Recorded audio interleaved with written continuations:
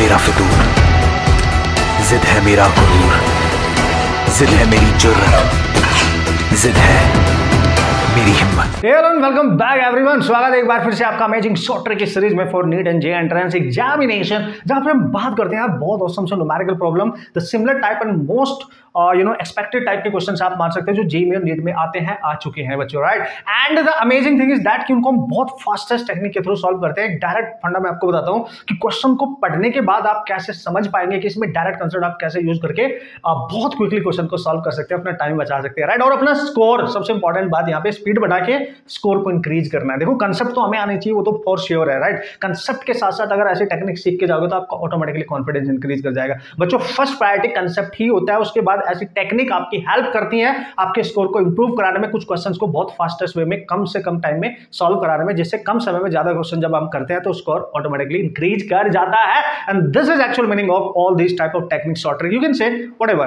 Right. So बच्चों आज एक अमेजिंग क्वेश्चन फिर से मैंने लिया है अल्टरनेटिव करंट वाले चैप्टर से, और अमेजिंग क्वेश्चन है। इसमें छुपा हुआ जो राज है वो डायरेक्ट मैं आपको बताऊंगा, जिससे इस टाइप के क्वेश्चन आप डायरेक्ट टैकल कर सकते हो और कम से कम समय में सॉल्व कर सकते हैं, राइट। Here we go. तो जल्दी से आप देख ले एक बार क्या है इसकी कहानी, इसमें पढ़ ले क्या पूछा गया। देखो भाई क्वेश्चन में बोला है कि in the given circuit the reading of the voltmeter and the reading of the ammeter is. तो बच्चों क्वेश्चन में क्लियर बोला है, सबसे पहले बोला है रीडिंग ऑफ वोल्टमीटर, वोल्टमीटर बोल दिया उसने, एंड ठीक है this is the reading of voltmeter. फिर उसने बोला है reading of ammeter, right.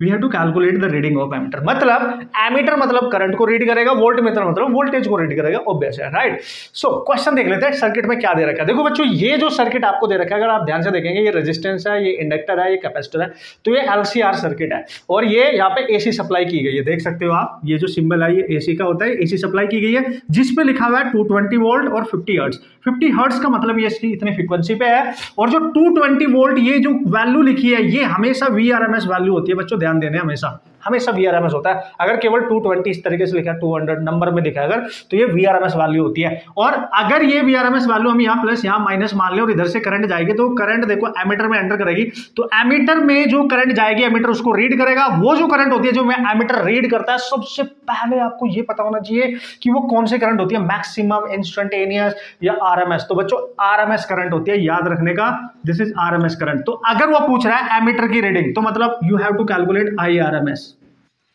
This is the reading of ammeter, right. फिर ये करंट यहां से देखेंगे, रेजिस्टेंस भी है, इंडक्टर भी है और कैपेसिटर भी है, तो मतलब एलसीआर सर्किट का ही क्वेश्चन है। तो यार सर कैसे सॉल्व करें ऐसे क्वेश्चन। तो बच्चों जब भी ऐसा क्वेश्चन आए ना कि भाई एलसीआर सर्किट दे रखा है एसी सोर्स के साथ और आपसे रीडिंग पूछ रहा है एमीटर की या वोल्टमीटर की, तो एक चीज का हमेशा ध्यान रखना सबसे पहले कि इंडक्टर कॉइल जो है उसके अक्रॉस जो वोल्टमीटर कनेक्ट है, जैसे V2 है, देखो ये वोल्टमीटर है, ये वोल्टमीटर कनेक्ट है रेजिस्टेंस के अक्रॉस, ये वाला वोल्टमीटर कनेक्ट है कैपेसिटर के अक्रॉस, उसकी रीडिंग देख लो कितनी दे रखी है। जैसे यहां दे रखी है 400 वोल्ट और इसकी भी दे रखी है 400 वोल्ट। तो बच्चों यही है सबसे बड़ा राज इस टाइप के क्वेश्चन का। मतलब ये एलसीआर सर्किट तो है पर ये रेजोनेंट सर्किट है, राइट। तो इस कंडीशन में अगर आप बहुत क्लियरली आप देखेंगे V2 = V3 दे रखा है, दैट इज 400 वोल्ट। मतलब सर क्या कह रहे हो, मतलब मैं ये कह रहा हूं voltage across inductor coil, voltage across capacitor अगर सेम हो जाए बच्चों, तो ये एक रेजोनेंट सर्किट बन जाता है। मतलब इस टाइप के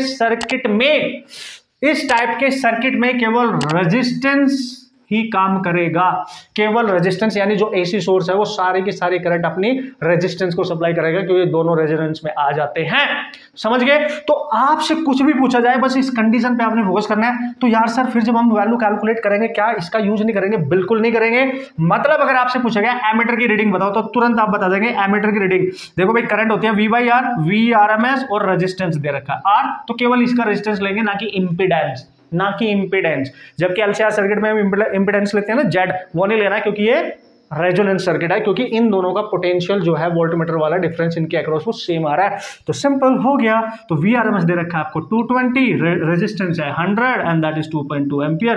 पहला आंसर ये आ गया, खत्म। देखो बहुत क्विकली आप अंडरस्टैंड कर सकते हैं और उड़ा सकते हैं।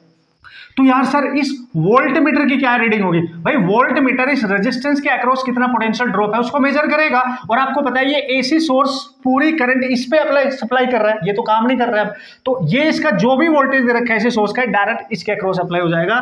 मतलब V1 you can write here VRMS given and that is equal to 220 volt. बस खत्म कहानी बॉस, खत्म। तो डायरेक्ट जो भी वोल्टेज ऐसी दे रखा है वो डायरेक्ट केवल रेजिस्टेंस पे अप्लाई हो जाएगा, वही उसका आंसर होगा। करंट कैसे निकालनी है, वोल्टेज कैसे निकालना है, सब कुछ आपके सामने है। मेन पॉइंट क्या है देखो, what is the main situation की आपको उसमें जो कंसेप्ट यूज हो रहा है अगर वो नहीं पता है तो वो क्वेश्चन लेंथी बन जाता है। अगर उसका कंडीशन आपको पता है तो क्वेश्चन फिर टेक्निक वाला बन जाता है कि हाँ मेरे को पता है मैं बहुत जल्दी सॉल्व कर सकता हूँ। बस यही तो सीखना है यार, आपके माइंड मैंने इसी तरीके से चेंज करना है आपको। ये आपका क्रिटिकल थिंकिंग प्रोसेस ही तो क्रिएट होना चाहिए कि भाई आप क्वेश्चन को पढ़ते ही समझ जाए कि अच्छा ये कंडीशन है तो मैं ऐसे अप्लाई कर सकता हूँ। यस, जैसे जैसे आप प्रैक्टिस करते जाएंगे ये सारी टेक्निक आपको आती जाएंगी बच्चों, ठीक है। बाकी आप मेहनत करते रहना, राइट, और कमेंट करके जरूर बता देना कौन से टॉपिक और आपको चाहिए, किस टाइप के टॉपिक आपको चाहिए और किस टाइप के कंसेप्ट आपके वीक है, वो कंसेप्ट वाली वीडियो भी मैं आपको दूंगा। आप मेरे को सजेस्ट कर सकते हैं, कमेंट करके जरूर बताना। अच्छा लगता है दोस्तों, शेयर करना मत भूला करो यार, बच्चों को शेयर करो, सबकी हेल्प करेंगे तो बहुत मजा आएगा। और लाइक करके बताएं आपका प्यार हमें दे, राइट। सो अब देखो कभी कभी क्या होता है कि सर मेरे को ना बहुत सारे क्वेश्चन एक साथ चाहिए, तो हमारी बुक है, हमने शॉर्ट ट्रिक की ऐसी बुक बना रखी है जो टोटली डिफरेंट होने वाले आने वाले समय में आपको भी पता चल जाएगा, राइट। तो आप उसका यूज करके ऐसे ऐसी टेक्निक पे बेस्ड लॉट ऑफ क्वेश्चन बच्चों प्रैक्टिस करके जा सकते हैं और कुछ क्वेश्चन बहुत फास्टली सॉल्व करके आप आने वाले। जिन बच्चों के कंसेप्ट फिजिक्स में थोड़े कमजोर हैं, उनको लगता है मेरे बेसिक क्लियर नहीं है, वो हमारे ऑनलाइन रिकॉर्डिंग लेक्चर कोर्स में भी इन्वॉल्व कर सकते हैं। मिनिमम से फीस पे है बच्चों और बहुत अमेजिंग होने वाला है क्योंकि पर्सनल टेंशन के साथ आपके डाउट क्लियर करूंगा। बाकी आप जहां से पढ़ रहे हैं पढ़ते रहे, मेहनत करते रहे, डाउट आएगा विदाउट एनी एजिटेशन आप मेरे से डिस्कस कर सकते हैं, मेरे को मैसेज कर सकते हैं, कमेंट करके बता सकते हैं एनी टाइम, राइट। मैं आपके साथ हूं और आपके एग्जाम को हम मिलकर फोड़ेंगे और आपकी हेल्प के लिए हम हमेशा तैयार है क्योंकि फिजिक्स को बहुत इजी बनाने वाले, ये पूरा टारगेट है हमारा, पूरा सपना है हमारा, हर बच्चे की फिजिक्स बहुत आसान बना देंगे कॉम्पिटेटिव पॉइंट से। और देखो भाई बच्चों, कॉम्पिटिशन का मतलब कि आपको कंसेप्ट के साथ साथ हर तरीके की टेक्निक्स आनी चाहिए, वो सारे मेथड सीख लो जिनसे फास्टेस्ट वे में भी आप क्वेश्चन कर सकते हो, वो फॉर्मूले डायरेक्ट अप्लाई करके आप क्वेश्चन कर सकते हो। ये सब जरूरी होता है कॉम्पिटेटिव एग्जाम के लिए, right. This is not a research exam, this is a competitive exams. ये बहुत जरूरी है। बाकी आप मुस्कुराते रहे, मेहनत करते रहे, कोई प्रॉब्लम होगी तो डिस्कस कर लेना, ओके। All the best.